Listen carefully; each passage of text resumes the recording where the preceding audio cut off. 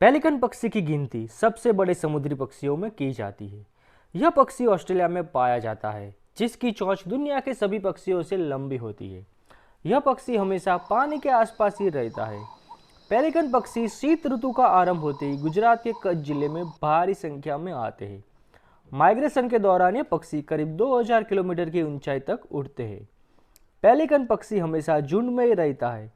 यह अपना घोंसला जमीन पर ही बनाता है। ऐसे और वीडियोस देखने के लिए इस चैनल को सब्सक्राइब जरूर करें।